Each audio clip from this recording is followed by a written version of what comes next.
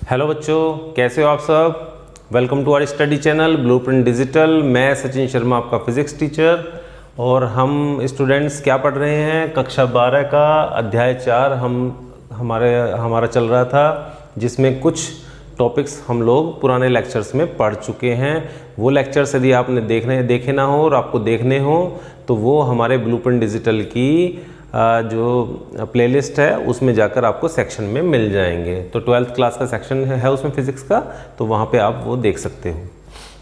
तो इसमें अब हम इस लेक्चर में क्या पढ़ने वाले हैं, किसी प्रकाशिक माध्यम की वर्ण विक्षेपण क्षमता क्या होती है, यानी कि वर्ण विक्षेपण क्षमता पे हम बात करेंगे।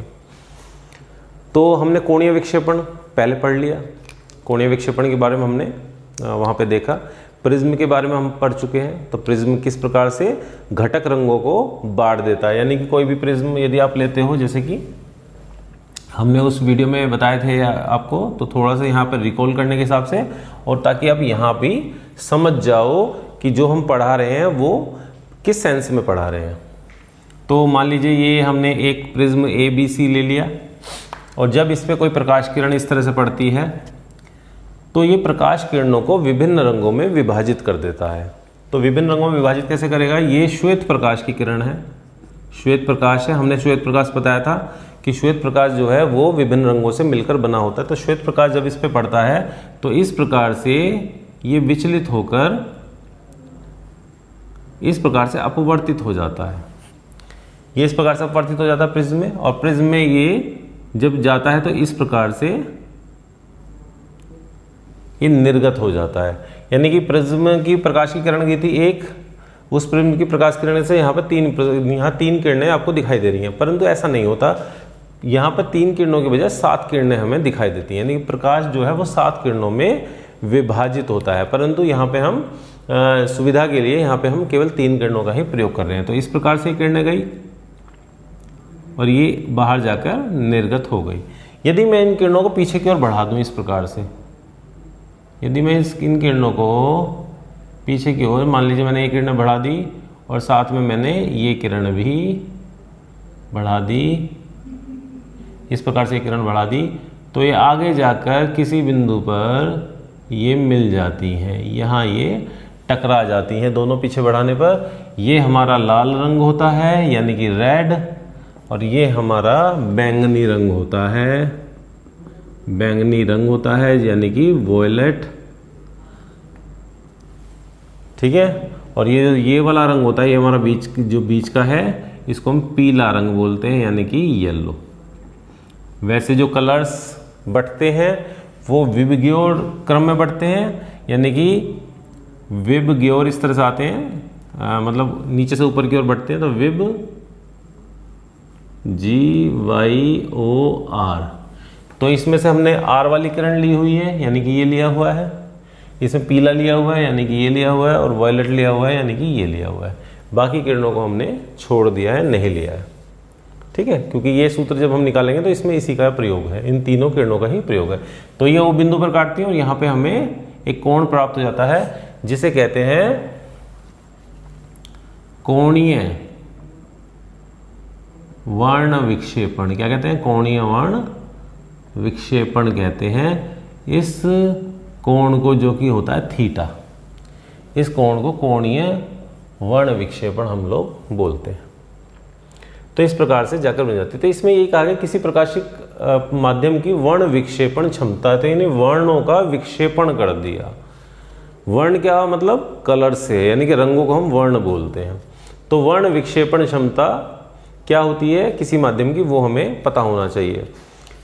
तो वर्ण विक्षेपण क्षमता को इस प्रकार से हम परिभाषित कर सकते हैं कि यदि कोई माध्यम किसी श्वेत प्रकाश को विभिन्न रंगों में विभाजित कर देता है, तो विभिन्न रंगों में विभाजित करने की उस माध्यम की जो क्षमता होती है उसको हम वर्ण विक्षेपण क्षमता कहते हैं। यदि कोई माध्यम किसी प्रकाश को यदि घटक रंगों में विभाजित करता है तो उसकी वह क्षमता को हम वर्ण विक्षेपण क्षमता कहते हैं। यदि हम कहते हैं कि वो जो माध्यम है वो एक प्रिज्म है, यानी कि एक प्रिज्म है, ये इस प्रिज्म वाले माध्यम से, यानी कि इसका भी कोई ना कोई माध्यम होगा, या तो कांच होगा या फिर प्लास्टिक होगा, तो हम यहाँ कांच मान लेते हैं। तो कांच से ये किरण गुजर के जा रही है, तो कांच जो माध्यम है उस कांच माध्यम की वर्ण विक्षेपण क्षमता क्या होगी, लाल तथा बैंगनी प्रकाश किरणों में कोणीय वर्ण विक्षेपण। तो लाल और बैंगनी कौन से हैं, लाल ये और बैंगनी ये, तो दोनों के प्रकाश किरणों में कोणीय वर्ण विक्षेपण कितना लिया मैंने, थीटा लिया है।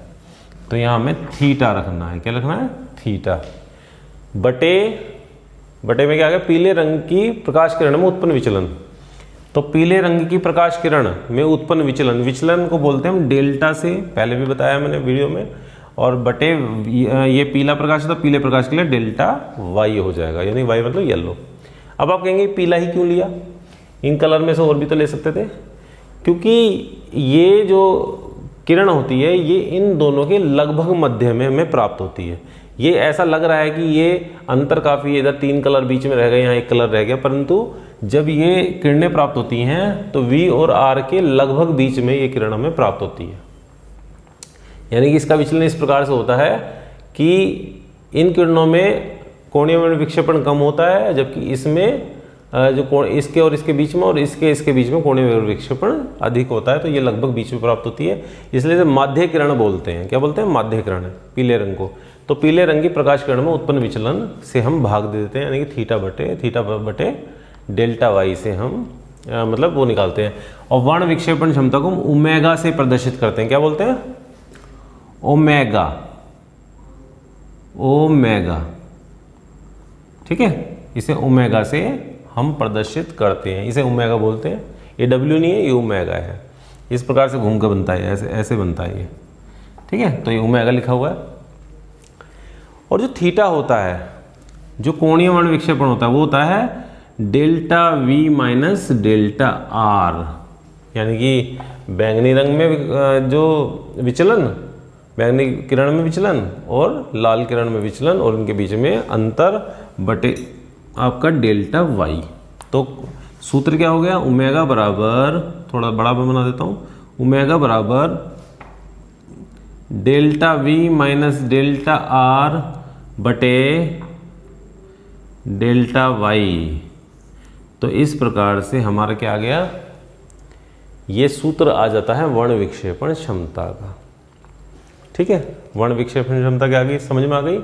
यानी कि लाल और बैंगनी प्रकाश किरणों में जो कोणीय वर्ण विक्षेपण होगा, यदि उसको हम पीले रंग की प्रकाश किरण में उत्पन्न विचलन से भाग देते हैं, तो उस माध्यम की, यानी कांच के माध्यम की या फिर प्लास्टिक के माध्यम की वर्ण विक्षेपण क्षमता कहलाती है, जिसे हम ओमेगा से प्रदर्शित करते हैं। ओमेगा बराबर ये हो जाता है।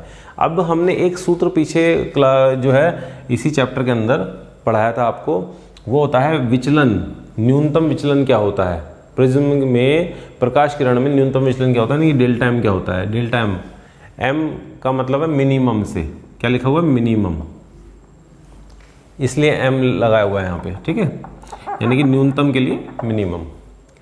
तो ये होता है n-1 और ये किसके लिए था, पतले प्रिज्म के लिए। किसके लिए था, पतले प्रिज्म के लिए था। तो पतले प्रिज्म का ये यहाँ पर रख दो, यानी कि डेल्टा वी कर दो। तो डेल्टा वी क्या आ जाएगा, डेल्टा वी बराबर NV-1A और डेल्टा आर, ये डेल्टा आर NR-1A और आपका डेल्टा वाई भी रख दो। तो डेल्टा वाई बराबर NY-1A। इन तीनों के मान, जो ये वाले तीनों हैं, इन तीनों का मान मैं यहाँ रख देता हूँ। तो W क्या, ओमेगा क्या आ गया, डेल्टा V यानी कि NV-1A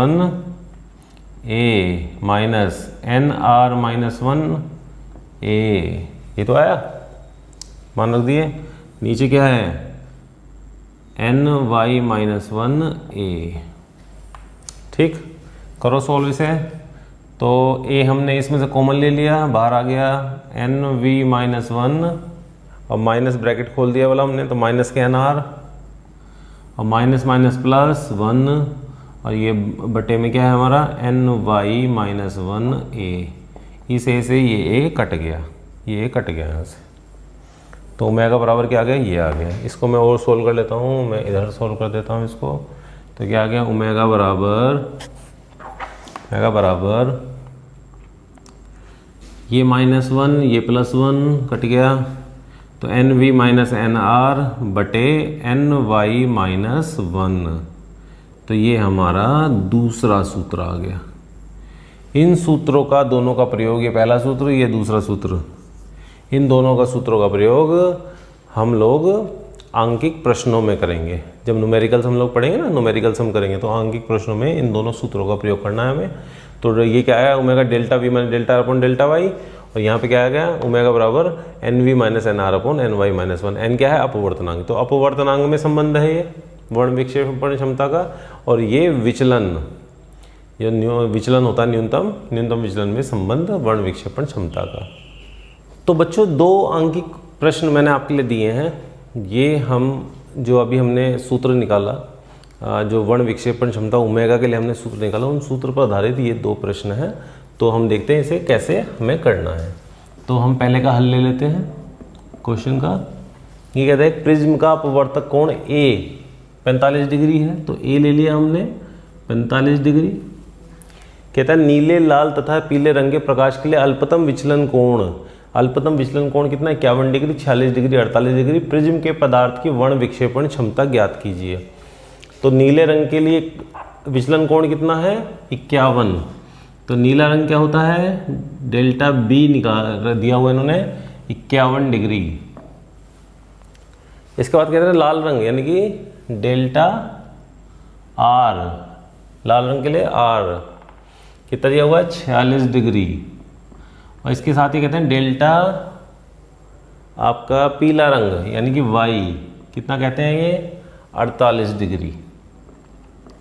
तो तीनों रंग के लिए इन्होंने अल्पतम विचलन कोण हमें दे रखे हैं। ठीक है, क्या निकालना, प्रिज्म के पदार्थ की वर्ण विक्षेपण क्षमता, यानी कि हमें क्या निकालना है, ओमेगा हमें निकालना है। तो ओमेगा क्या था हमारा, delta v minus delta are बटे डेल्टा वाई, ये तो था। इसको हल करते हैं। तो डेल्टा वी कितना है हमारा, डेल्टा वी इसमें है नहीं, क्योंकि हमें वॉयलेट कलर नहीं दिया पर ब्लू कलर दिया, तो ब्लू के लिए आप हमें यहाँ पे बी लगा लेंगे। क्या लगा लेंगे, बी। रेड कलर का ये बाद में ही लिया जाता है विचलन। तो डेल्टा बी कितना हो गया, 51 डिग्री माइनस डेल्टा आर कितना है, 46 डिग्री, और ये कितना है, 48 डिग्री। इसे हल करो, हल करेंगे तो क्या आएगा, ये आपका आ गया 5 डिग्री बटे 48 डिग्री ओमेगा। ये आ गया हमारा विचलन। इसे जब भाग कर दोगे तो भाग करके ये 0.1042 करके ये आपका आंसर आ जाएगा। ठीक है, जब आप हल कर लोगे ना इसको तो ये विचलन हमारा निकल जाएगा, वर्ण विक्षेपण क्षमता निकल जाएगी।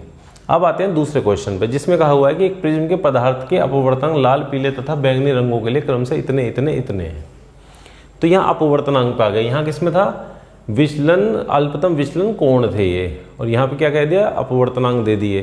तो अब कह रहा है पदार्थ की वर्ण विक्षेपण क्षमता। मैंने जब आपको टॉपिक पढ़ाया था वो उसमें 2 सूत्र बताए थे, तो उसमें एक सूत्र पर हमारा क्वेश्चन जा चुका है, दूसरे सूत्र पर क्वेश्चन हमें लगाना है। तो इसका हम हल यही कर देते हैं। कहता है लाल रंग के लिए कितना है, एन आर 1.613, और पीले रंग के लिए एन वाई पीले रंग के लिए येलो, एन वाई 1.620, और ये कहता है एन बैंगनी के लिए एन वी कहता है 1.632। ये दिया हुआ है हमें। प्रिज्म के पदार्थ की वर्ण विक्षेपण क्षमता निकालिए। तो हमने क्या पढ़ा था, वर्ण विक्षेपण क्षमता n v minus n r बटे एन वाई माइनस 1। ये हम सूत्र वहाँ पर पढ़ के आए थे, उस पर आधारित हमें यहाँ पे करना है। तो हल करो इसको। एन वी कितना है 1.632, एन आर कितना है 1.613 बटे एन वाई कितना है 1.620 माइनस 1।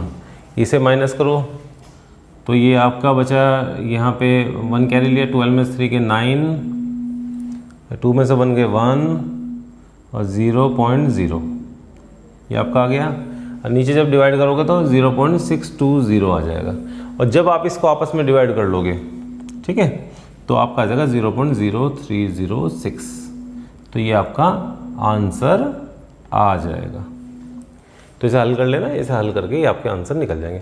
तो बहुत इजी क्वेश्चन थे, आपने देख लिए। तो इन सूत्रों को रखकर आपको तुरंत ही आंसर निकाल लेने हैं। तो बच्चों आज के लिए बस इतना ही, और जो आज का लेक्चर है हमारा इतना ही रहेगा। और इसका आगे नेक्स्ट लेक्चर में हम जो है इंद्रधनुष का बनना देखेंगे। इंद्रधनुष बनता कैसे है। 2 प्रकार के इंद्रधनुष होते हैं, जो कि प्राथमिक इंद्रधनुष और द्वितीयक इंद्रधनुष होता है। 2 प्रकार इंद्रधनुष हम पढ़ेंगे। साथ में हम प्रकाश का प्रकीर्णन देखेंगे। प्रकाश का प्रकीर्णन होता क्या है, वहाँ पे लॉर्ड रेले जीन्स के वहाँ पर हम सूत्र देखेंगे। लॉर्ड रेले ने भी अपने कुछ प्रकीर्णन के बारे में कुछ कहा, तो वो क्या कहा वो हम जो है नेक्स्ट वीडियो में इसको कंटिन्यू करेंगे। तो नेक्स्ट वीडियो में कंटिन्यू करने के लिए आप हमारे साथ लगातार बने रह सकते हैं। साथ में ये आप हमारी वीडियो को सब्सक्राइब करेंगे तो, और साथ में बेल आइकन दबाते हैं तो आप पर हमारे रेगुलर नोटिफिकेशंस जाते रहेंगे। बाकी लाइक आप हमारी वीडियो को कर रहे हैं, ये हमें पता चल रहा है। तो कंटिन्यू करते रहिए। तो नेक्स्ट वीडियो में हम लोग मिलते हैं। Thank you very much.